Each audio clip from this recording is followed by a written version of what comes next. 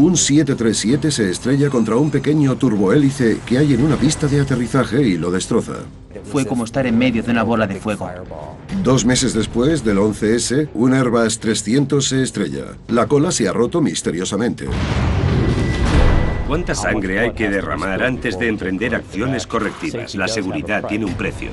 Un avión jumbo L-1011 pierde altitud de forma inesperada y cae en picado contra los Everglades. ¿Qué causa el desastre? Toda mi ropa saltó por los aires. A pocos kilómetros de una pista de aterrizaje, un avión a reacción se queda sin combustible y se estrella contra una ladera. No hace falta ser experto aeronáutico para saber que si te quedas sin motores, cuesta volar. Y un vuelo rutinario de enlace de Continental cae de repente en picado en un suburbio atestado de Buffalo. Lo hicieron mal. Errores, despistes, distracciones y en algunos casos poca cabeza, sin más. Todos estos accidentes los causó el error humano. Las consecuencias para toda la operación son devastadoras. Si uno de los tuyos puede haber cometido un error que haya provocado esta calamidad, esta tragedia,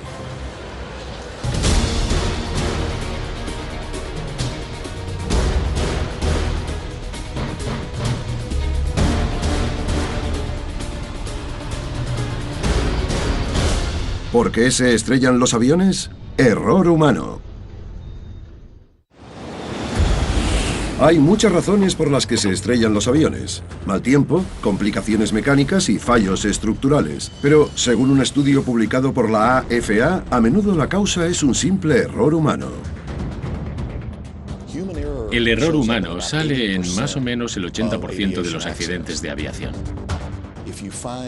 Los componentes mecánicos de los aviones los cambias.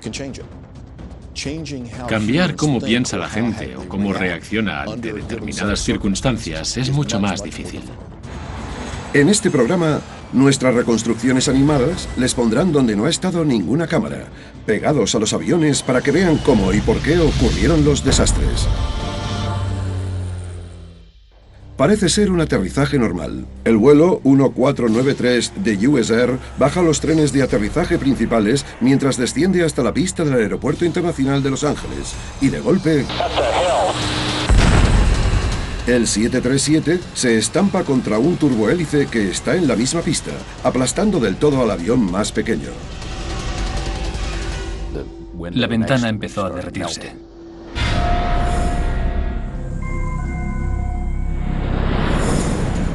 A principio de la tarde del 1 de febrero de 1991, el vuelo 5569 de SkyWest, un turbohélice con 10 pasajeros y 2 tripulantes a bordo, se dirige hacia la intersección de la pista 24L. Despegar desde la intersección, sobre todo con los turbohélice, era una manera de hacer el vuelo más eficiente y podían salir con mayor rapidez.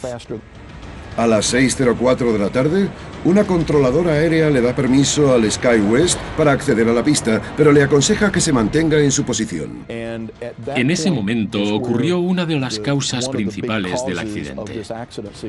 No les da permiso inmediato para despegar. Hay un retraso. Cada segundo que pasa aumenta el riesgo. Se debe a que a unos minutos antes, al vuelo 1493 de US Air, un 737 que ha salido de Siracusa, Nueva York, le habían dado permiso para aterrizar en la misma pista. Solo ven las luces. Les parece una pista de aterrizaje normal. Aunque se van acercando más y más, aún no pueden distinguir las luces del avión de las luces de la pista. Son del mismo color. Los trenes de aterrizaje principales del Boeing 737 tocan tierra y mientras baja el morro, las luces de aterrizaje iluminan al turbohélice. Es la primera vez que el capitán ve el avión. El impacto produce una explosión y el avión pequeño estalla en llamas, pero el 737 no puede parar. A más de 110 kilómetros por hora, derrapa y acaba chocando contra un cuartel de bomberos abandonado. El suelo empezó a agrietarse y empezó a salir humo justo por delante del asiento. Fue como estar en medio de una bola de fuego. Todas las ventanas se iluminaron de naranja. Veía a todos los pasajeros que me tenían a la vista, mirándome. para saber qué hacer. Los auxiliares de vuelo empiezan a dar órdenes para evacuar, pero debido al fuego no se puede usar ninguna de las salidas de la izquierda. La puerta de delante a la derecha está dañada y no se queda abierta. Solo unos pocos consiguen huir por ella. Saltamos del avión. Empujé a la primera persona porque pensé que era romperse la pierna o no volver a verla. La salida del ala derecha se queda bloqueada, así que solo queda una salida para que huyan los pasajeros, la parte de atrás a la derecha. Al final salen con vida 67 de los 89 pasajeros y tripulantes, pero no todo el mundo llega a las puertas. Nos pusimos donde el morro del avión y vimos al copiloto intentando salir por la ventana. Cogí la escalera, una pequeña de poco más de 3,5 metros, y la arrimé al morro. Pude subir unos peldaños y ayudar a salir al copiloto, sacarlo, acunarlo como a un bebé y bajarlo. Luego lo puse a salvo con otro bombero. El capitán y el auxiliar de vuelo jefe están entre las víctimas. Recuerdo que me sentí muy apenado porque 2 de mi equipo habían muerto y muchos pasajeros. Concentrados en el 737, pocos saben que hay un turbohélice aplastado debajo. El avión está tan retorcido y destrozado que es irreconocible. No hay supervivientes. No supe que le habíamos dado a otro avión hasta que en la terminal nos hicieron el triaje. Les pregunté por la tripulación y me dijeron ¿cuál? A continuación, intentaremos descubrir qué pasó exactamente.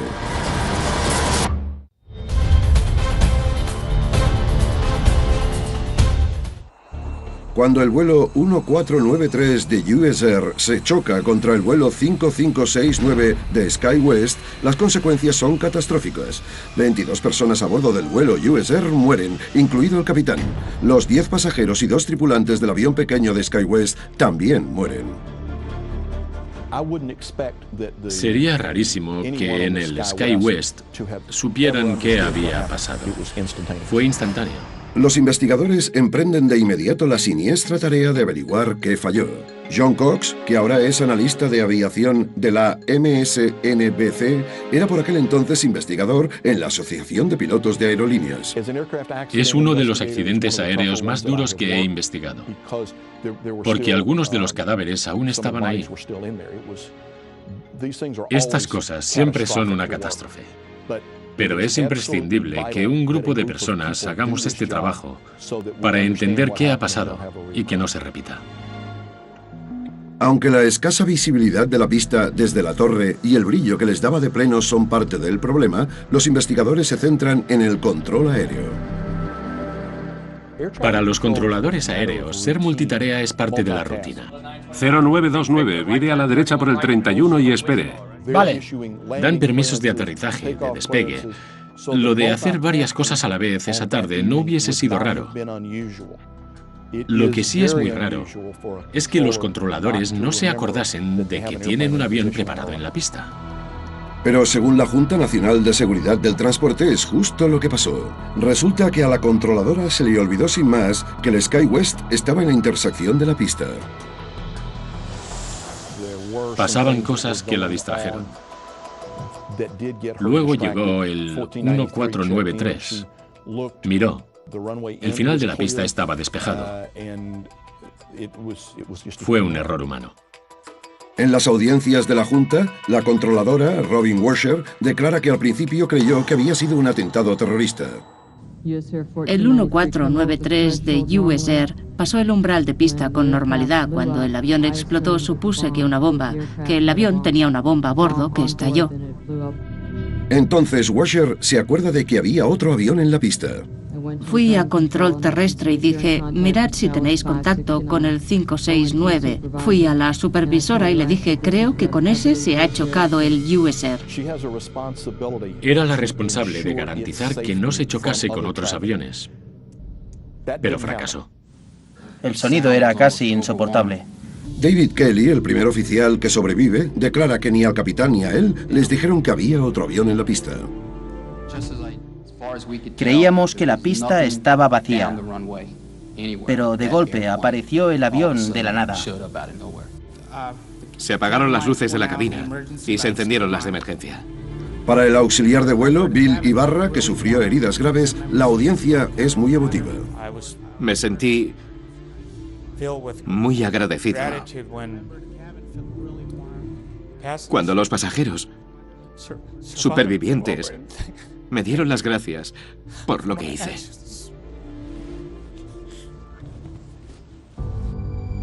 Como consecuencia de la colisión, los despegues desde intersecciones de noche ya no están permitidos. Y mientras estén en la pista, a los pilotos se les anima, aunque no se les exige, que les recuerden a control aéreo que están esperando instrucciones. Estos procedimientos se podían haber hecho perfectamente antes del accidente. Se pudo haber evitado sin problemas. Al otro lado del país, y casi 20 años después, hay otro accidente provocado por un error humano. El vuelo 3407 de Continental Connection se acerca al aeropuerto de Buffalo para aterrizar. El turbohélice se encabrita, entra en pérdida y empieza a dar una serie de giros terroríficos. El piloto lucha por hacerse con el control, pero el avión cae casi 500 metros en picado y se estrella contra una casa. This aircraft was 5 miles out, and all of a sudden we have no response to that aircraft.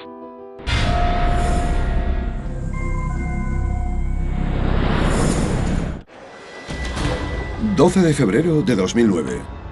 Las tormentas de invierno retrasan 2 horas la salida del vuelo 3407 del Aeropuerto Internacional de Newark, en New Jersey.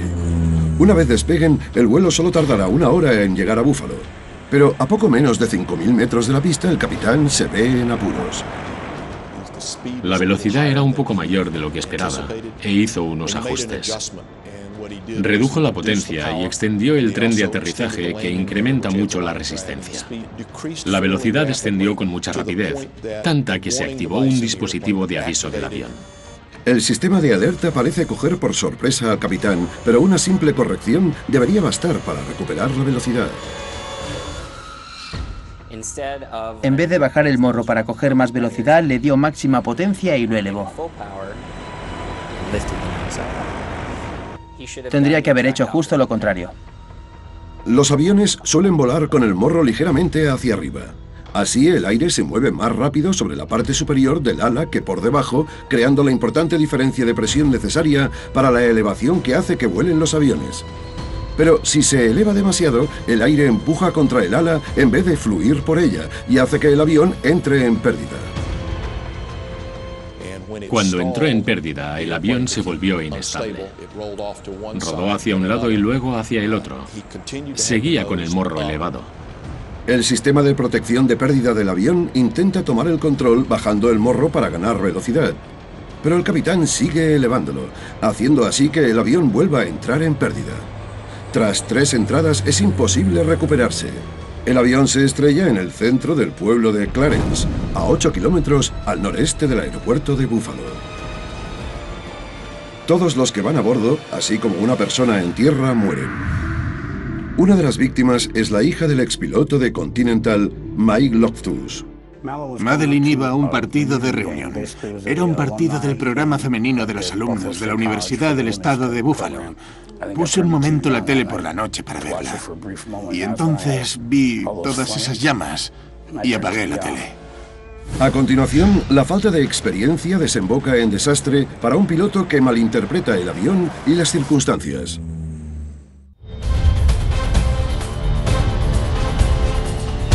Cuando el vuelo 3407 de Continental Connection, operado por Colgan Air, se estrella en un suburbio de Buffalo en una noche invernal de febrero de 2009, no hay supervivientes. La tragedia plantea muchas preguntas. La velocidad disminuyó y tras seguir con lo del morro y los giros, el avión cayó en picado y tuvo un descenso pronunciado del que no se recuperó. Los investigadores se preguntan por qué el capitán reaccionó de forma equivocada cuando entraron en pérdida. Según la Junta, parte del problema pudieron haber sido las habilidades básicas del piloto. El informe dice que el capitán, Marvin Renslow, nunca le reveló a Colgan, el operador regional del vuelo 3407, que había suspendido varios exámenes de certificación. Parece ser que no fue sincero del todo con eso. Pero mientras estuvo en Colgan, También suspendió algunas de las pruebas en los vuelos de prueba que hizo. Al final, el capitán Renslow aprueba todos los exámenes necesarios. Colgan señala que su entrenamiento de la tripulación cumple o supera los requisitos de la AFA, pero la exinspectora general del Departamento de Transporte, Mary Schiavo, dirige la atención hacia lo que a ella le parece un problema de las líneas aéreas regionales en general, los recortes. El modelo de negocio es volar con aviones baratos y ahorrarse un montón de dinero porque tienen contratos de precio fijo. Así que si vuelan con aviones baratos de forma barata, ganan dinero con el contrato. Si los pilotos y los aviones son más caros, no. La Asociación de Aerolíneas Regionales lo niega y le dice a las noticias de la NBC que se centran en la seguridad, la profesionalidad y la fiabilidad del servicio. Aún así, hay diferencia en el sector sobre cuántas horas de vuelo hacen falta para pilotar un avión comercial. Puedes acabar con apenas 350 horas de experiencia. Y lo que pasa es que cuando la gente sale de la escuela de aviación y cumple los requisitos exigidos por el gobierno, pasa a las regionales porque son las que les contratan. Aunque las aerolíneas más importantes suelen pagar más, también exigen que los nuevos contratados tengan como mínimo 1.500 horas de vuelo. La culpa también podría ser del entrenamiento que les dio Colgan a los pilotos sobre el sistema de protección de entrada en pérdida Q400. Aunque cumplía los requisitos de la AFA, parte del entrenamiento fue solo teórico, no práctico. La formación dura 15 minutos y ni los cumplieron. Lo hablaron en la escuela de tierra. Si saltan las alarmas y te quitan la palanca, la reacción natural es cogerla y echarla atrás. Es lo que hizo, porque no lo entrenaron. El informe de la Junta también habla del cansancio de la tripulación. Ni el capitán ni el copiloto pasaron la noche en un hotel o en sus propias camas, sino en una sala de espera, lo que va contra la política de Colgan. Una vez al mando, se saltaron la regla de cabina estéril, lo que pudo haber hecho que se distrajesen. Durante los despegues y las aproximaciones a los aterrizajes, el piloto, el copiloto y toda la tripulación solo pueden hablar del vuelo. Parece que la conversación trivial que llevaban les distrajo el tiempo suficiente para que llegasen al punto preocupante que les hizo reaccionar. El accidente genera tanto debate que en verano de 2010 el presidente Obama firma una ley aprobada por el Congreso que obliga a que los pilotos comerciales tengan un mínimo de 1.500 horas de vuelo. Pero más allá de eso, hay otras medidas de seguridad. Le exigen a la AFA que le dé más importancia al cansancio de los pilotos, que las aerolíneas digan quiénes operan sus vuelos para que la gente ya no pueda comprar un billete de Colgan sin saberlo.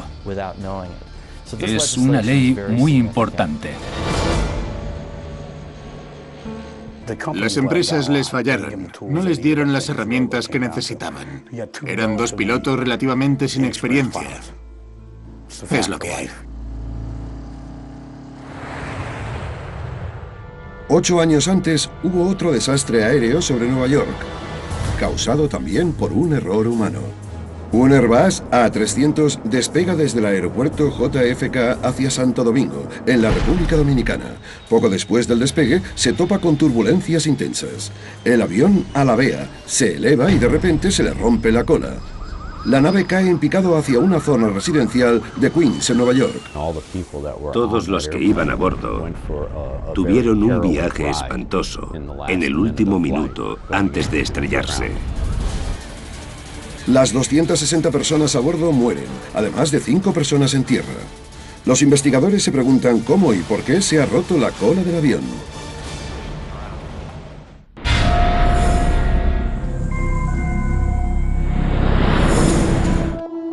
...12 de noviembre de 2001... ...una mañana soleada de otoño... ...el vuelo 587 de American Airlines se eleva hacia los cielos... En la cabina hay 2 pilotos con experiencia... ...el copiloto Sten Mollin y el capitán Ed States... Le encantaba ir en avión.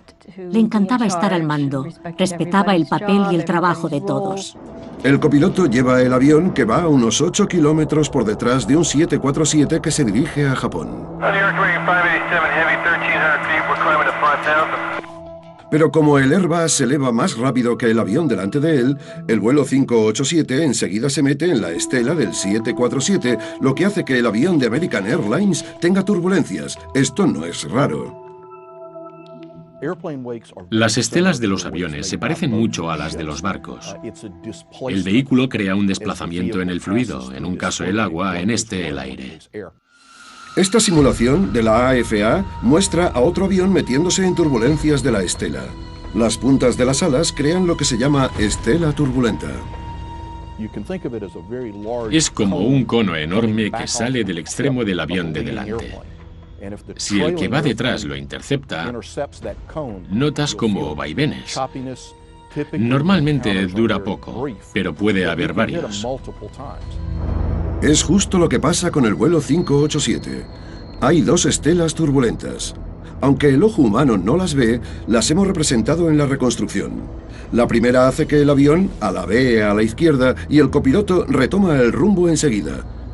Pero 15 segundos después, el avión coge otra estela.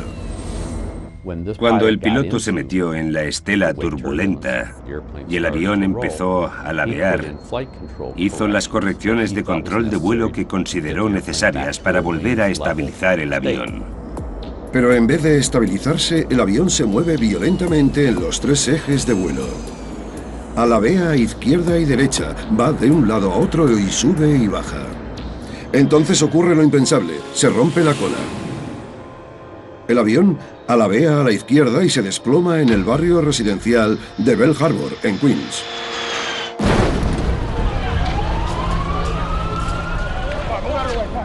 Apenas 2 minutos y 24 segundos después del despegue de rutina, todo el mundo a bordo del 587 muere.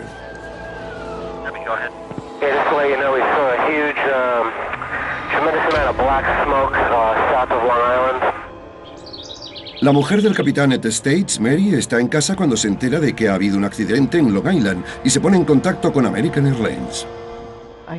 Hablé con uno de los pilotos jefe de Nueva York.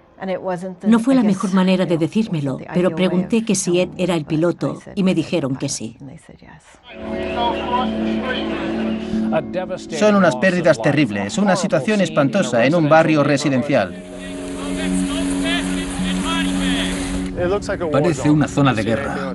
Si lo has visto por la tele, es horrible. Sucede apenas 2 meses después del 11S y la gente se pregunta si ha sido otro ataque terrorista. Estén todos tranquilos. Hemos hablado con la Casa Blanca. Tenemos protección aérea. En plena situación de ansiedad, la Junta trabaja para averiguar por qué se rompió la cola del avión. A continuación, indignación por la causa oficial del accidente del vuelo 587 de American Airlines.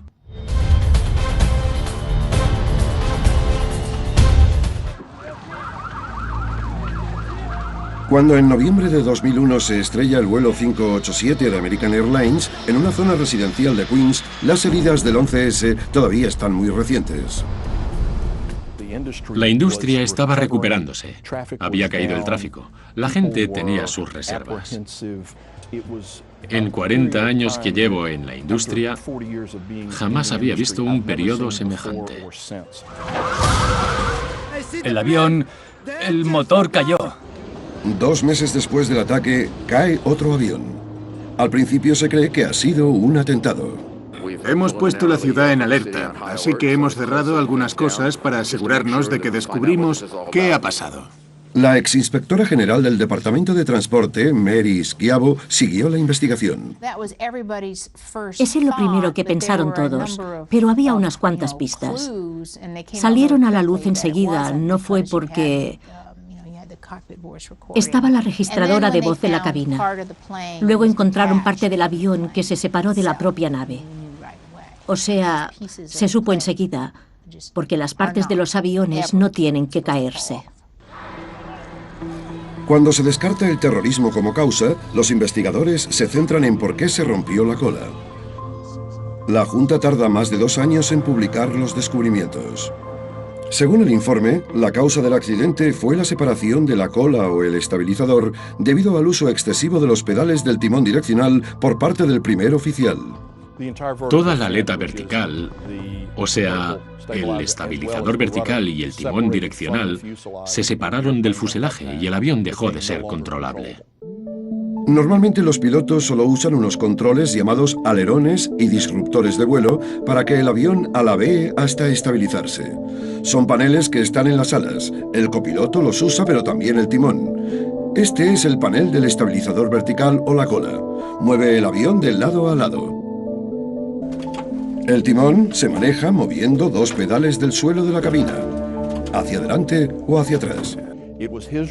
Su reacción y el abuso del timón durante el encuentro generaron fuerzas lo bastante fuertes como para romper la aleta vertical. El analista de aviación de la MSNBC, John Cox, está satisfecho con los descubrimientos, pero el informe resulta polémico para el asesor de seguridad aérea, Greg Feith, que cree que hay que llevar a cabo un análisis más riguroso. Es fácil decir que el piloto se pasó. La pregunta es ¿por qué? Y a día de hoy todavía no se sabe. En la audiencia pública, la Junta identificó 11 sucesos anteriores con cargas semejantes donde los estabilizadores verticales, por suerte, no se separaron. Hay una tendencia, unos precedentes, un historial. Pero en su investigación yo veo que se fijaron en cada cosa por separado, en vez de intentar averiguar no solo por qué pasó, sino cómo pasó. Y Mary Schiavo cree que hay otro problema. En las investigaciones de accidentes tienen que depender de los fabricantes y ahí está el problema. Tuvieron que decirle a Airbus, «Hey Airbus, ¿qué ha pasado con tu avión?» Y ellos dijeron, «Ha sido cosa del piloto, que se pasó con el timón». ¿Para qué construyes un avión con un sistema de control que si lo usas de la manera permitida se te cae la cola? No tiene sentido. Airbus le dijo a las noticias de la NBC que la cola no se rompió por un fallo de diseño, sino por un error del piloto. De hecho, es lo que le dijo a la Junta. También averiguó que el programa de entrenamiento de American Airlines hacía especial hincapié en el uso de los pedales del timón. John Cox va más allá y dice que nunca habría que usar el timón en estelas turbulentas. Lo mejor hubiese sido dejar que la estabilidad natural del avión arreglase el asunto. Los aviones son muy estables por naturaleza. Si hubiesen bajado un poco el avión para estabilizarlo y dejar que volase, se hubiese asentado. American Airlines le dijo al informativo de la NBC que siguen decepcionados con lo que dijo la Junta y creen que la culpa fue del diseño y la sensibilidad del timón.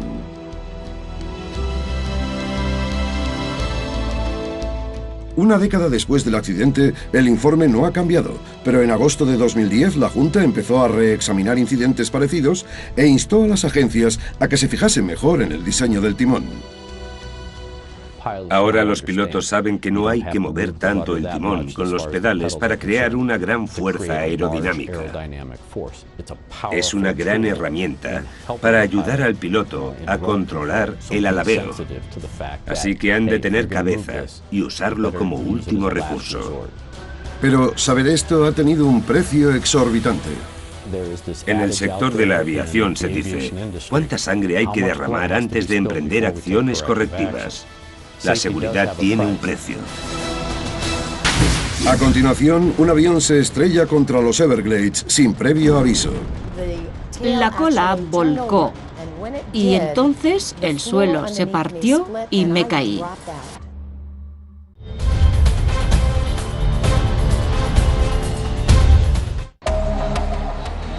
Un avión sobrevuela los Everglades de Florida mientras la tripulación intenta solucionar un problema del tren de Morro. No debería suponer una crisis, pero enseguida se convierte en una. El L-1011 se estrella en el pantano y mata a más de 100 personas.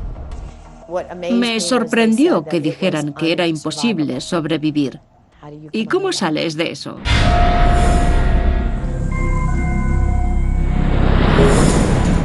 29 de diciembre de 1972. El vuelo 401 de Eastern Airlines está en la última etapa de su vuelo desde el JFK hasta el Aeropuerto Internacional de Miami. A bordo van 163 pasajeros y 13 tripulantes. Ron y Lily Infantino se han casado 20 días antes y vuelven de luna de miel. Era un vuelo perfecto, tranquilo y relajado. La noche estaba muy oscura. El L-10-11 está a solo 8 kilómetros de la pista cuando el piloto extiende los trenes de aterrizaje. Las luces verdes indican que los trenes principales están fuera, pero la del tren del morro sigue apagada. No indicaba que el tren del morro estuviese extendido o no. No indicaba en qué posición estaba. Por eso interrumpieron el acercamiento y le dijeron a control aéreo que necesitaban tiempo para solucionar un problema técnico. Sin saber lo que pasa en la cabina, la azafata Beverly Raposa nota que el avión se aleja del aeropuerto. No me preocupé porque esas cosas pasan. Teníamos teléfonos en cada asiento de los auxiliares por si pasaba algo. En caso de problema, el piloto nos hubiese llamado. Para identificar el problema, el L-10-11 sube a 610 metros y se dirige al oeste, hacia los Everglades. El capitán activa el piloto automático. Todos queremos encontrar soluciones. Es natural, somos humanos. Queremos cumplir la misión. La tripulación sospecha que solo falla la bombilla. El copiloto empieza a cambiarla, pero no consigue meter la nueva. Estuvo peleándose con la bombilla varios minutos. El capitán le dijo al ingeniero de vuelo que bajase por si podía ver una guía de alineación que hay en el tren de morro que puede verse por una ventanita que hay bajo la cabina de vuelo. Pero está demasiado oscuro para ver, mientras el capitán y el copiloto siguen peleándose con la bombilla. Aquí empieza la naturaleza traicionera del error humano. Lo ideal es que alguien se centre exclusivamente en vigilar el piloto automático. Pero como al primer oficial le estaba costando tanto lo de la bombilla, el capitán comprensiblemente le quiso ayudar. Y entonces el piloto automático se quedó sin vigilancia. La tripulación no sabe que el avión está descendiendo lentamente de 610 metros a 274. Entonces la torre de control les dice: ¿Cómo vais, Eastern? El primer oficial se da cuenta de que a la altitud le pasa algo. Responde: seguimos a 610, ¿no? El capitán mira y dice: ¿qué ha pasado con la altitud? Y empiezan a tomar medidas. Pero ya es tarde. Los motores rugieron y chocamos. Entonces todo explotó. Hubo una enorme bola de fuego. El avión se hace pedazos. Los restos se esparcen por una zona muy grande. Yo estaba en la cola y esa sección se rompió. Empezamos a girar más de 450 metros. Al final, la cola volcó y entonces el suelo se partió y me caí. En el pantano, Raposa sigue con el cinturón de seguridad puesto mientras le cae combustible encima. Hay un silencio sepulcral. Al principio grité: ¡que alguien me ayude! Pero no oía a nadie y empecé a pensar: ¡madre de Dios, igual soy la única superviviente!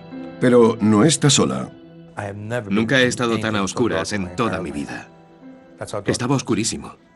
Solo podías notar que tenías a alguien delante si le olías el aliento. Si no, ni te enterabas. El pasajero Ron Infantino es uno de los 75 pasajeros y tripulantes que sobrevivió de milagro. Está hasta el cuello de agua de pantano. Toda mi ropa saltó por los aires. Solo me quedaron las gomas de los calcetines. Creí que era una pesadilla. No me lo creía. Estaba en shock. Y claro, mi mujer fue la última vez que la vi. No volví a verla. En realidad, Lily, la mujer de Ron, sobrevive al impacto, pero se queda inconsciente y se ahoga boca abajo en el agua.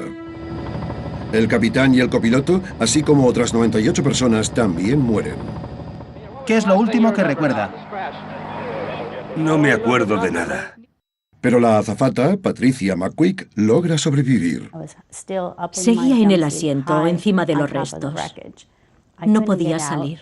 No llevaba zapatos. Parte del uniforme salió volando y yo estaba atada. Los investigadores federales llevarán a cabo una investigación pública del accidente del Jumbo de Eastern Airlines cerca del aeropuerto de Miami. ¿Pero qué provocó que el avión se estrellase? El misterio es por qué el piloto automático no pudo mantener la altitud. Resulta que no fue un fallo mecánico, sino un error humano. Según el informe de la Junta, cuando el capitán se inclina para ayudar con la bombilla del indicador del tren de aterrizaje, le da a la columna de control, apagando el piloto automático. Suena el aviso, pero nadie se da cuenta. La tripulación no solo no actuó, es que ni lo oyeron. Y si lo oyeron, no se dieron cuenta de su relevancia. Fue un fiasco, porque todos se centraron en la bombilla. Para ahondar aún más en la tragedia, los investigadores descubren que el tren de Morro había estado extendido todo el rato. Hay que decir que los aviones también pueden aterrizar de manera segura con solo el tren principal, así, pero los expertos en aviación afirman que la tripulación siguió el procedimiento correcto. Los pilotos siempre llevan combustible de reserva, o sea que no es que les surgiese aterrizar. Si aterrizaban con el tren de Morro recogido, habría daños. Estaría fuera de servicio durante un tiempo y habría una investigación. De la tragedia de 1972 salió gestión de recursos de la tripulación, un requisito de formación que exige que siempre tiene que haber alguien vigilando el rumbo del avión. Si hay un problema, gestión de recursos de la tripulación significa que el capitán tiene que nombrar a alguien para que controle el avión mientras intentan solucionar el problema, ya sea en la cabina o donde los pasajeros. También se ha mejorado el piloto automático. El sistema de aviso hace más ruido y hace falta más fuerza para desactivarlo. Gracias. Muchos supervivientes han seguido en contacto y quieren hacer un monumento conmemorativo. Algunos volvieron con nosotros al lugar del accidente. Venir aquí sigue siendo muy duro. Es increíble que sobreviviese. Si cierro los ojos, ¿Sí?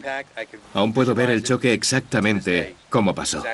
Es increíble. Quiero verlo. Dicen que, aunque sea increíble tras tanto tiempo, aún hay restos del avión en el pantano embarrado. Ahí está. 4,5 metros de ala parcialmente al descubierto. Ahí se ve al descubierto. El resto está bajo el agua, pero se ve. Aún se ven algunos de los colores de Eastern. ¿Veis el azul? Casi 40 años después, Patricia McQuick sigue siendo azafata. Ron Infantino volvió a casarse y Beverly Raposa sigue volando a menudo por cuestiones de trabajo, pero no se olvidan del accidente. Estaban tan distraídos con la bombilla que nadie pilotaba el avión. ¿Te lo imaginas? A continuación, un avión colombiano se estrella misteriosamente a pocos kilómetros de su destino.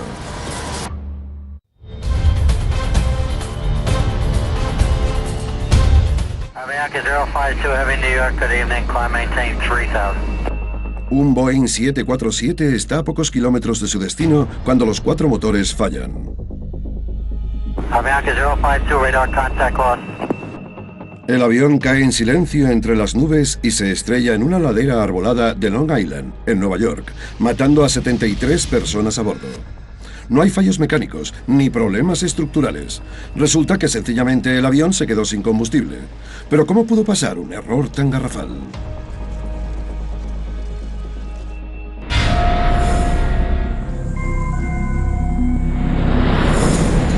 25 de enero de 1990, cuando el vuelo 052 de Avianca sale de Medellín, Colombia, poco después de las 3 de la tarde, a los tanques les sobra combustible para recorrer casi 3.400 kilómetros hasta Nueva York.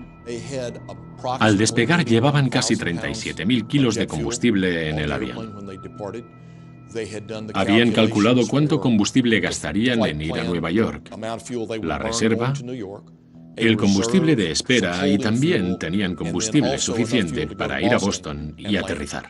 Llevan combustible de sobra, así que no debería haber problemas, pero enseguida surge uno.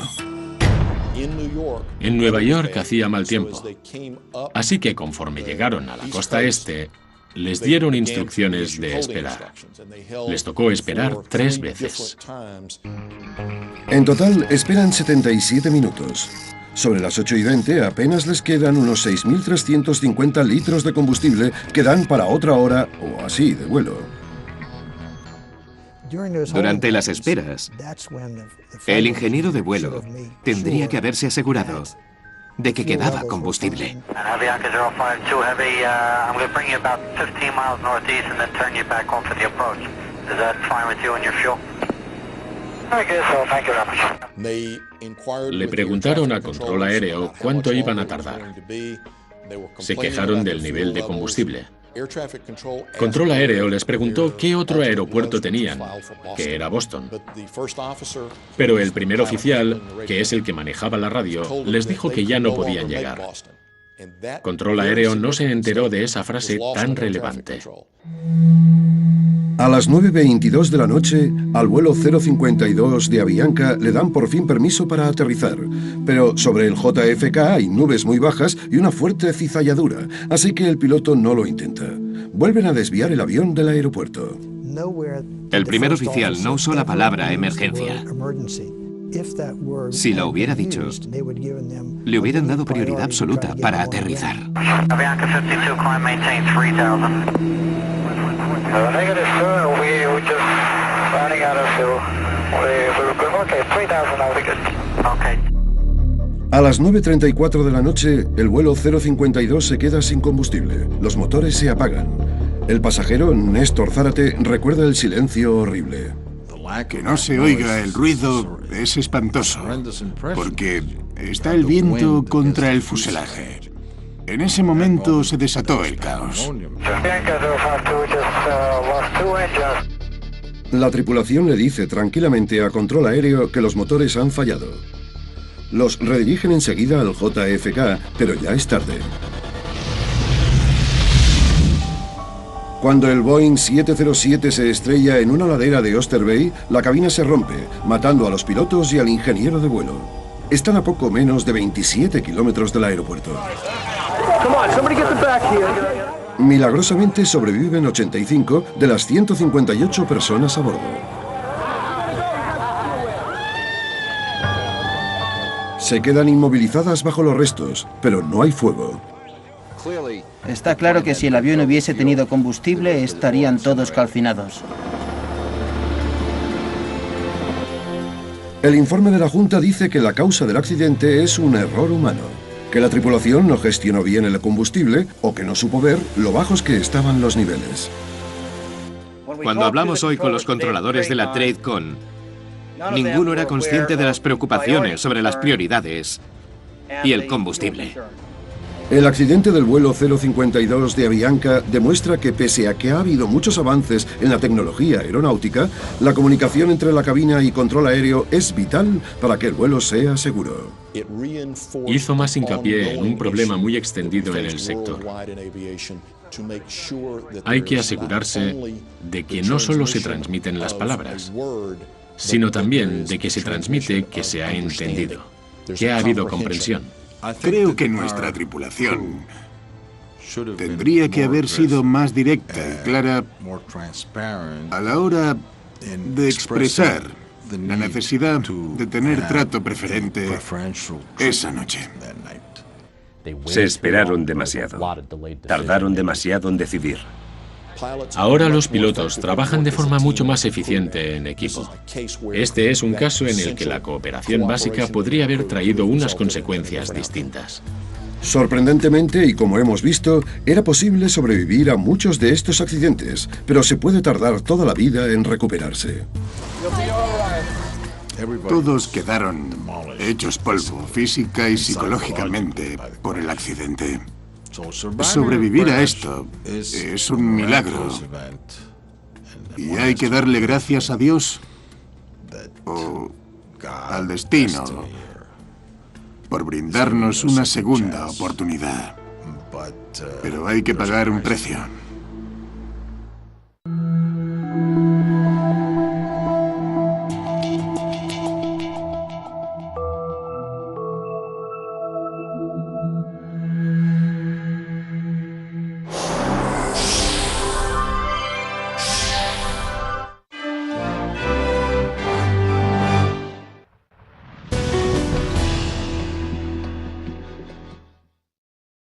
Cambiar cómo piensa la gente o cómo reacciona ante determinadas circunstancias es mucho más difícil.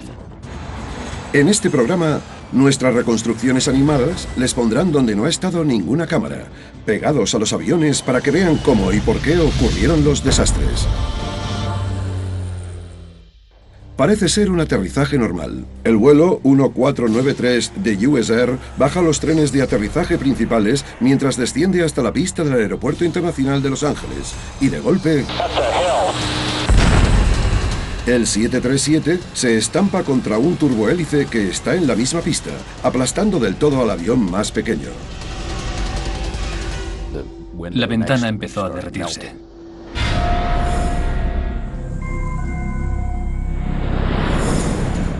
A principio de la tarde del 1 de febrero de 1991, el vuelo 5569 de SkyWest, un turbohélice con 10 pasajeros y 2 tripulantes a bordo, se dirige hacia la intersección de la pista. Un 737 se estrella contra un pequeño turbohélice que hay en una pista de aterrizaje y lo destroza. Fue como estar en medio de una bola de fuego. 2 meses después del 11S, un Airbus 300 se estrella. La cola se ha roto misteriosamente.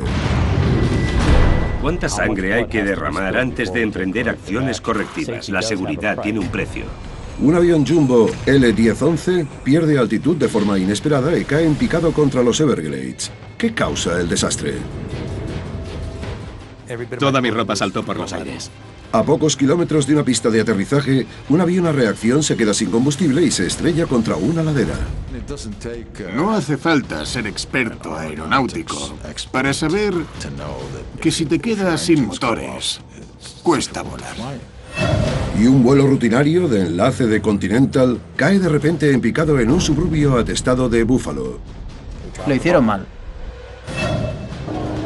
Errores, despistes, distracciones y en algunos casos poca cabeza, sin más. Todos estos accidentes los causó el error humano. Las consecuencias para toda la operación son devastadoras. Si uno de los tuyos puede haber cometido un error que haya provocado esta calamidad, esta tragedia,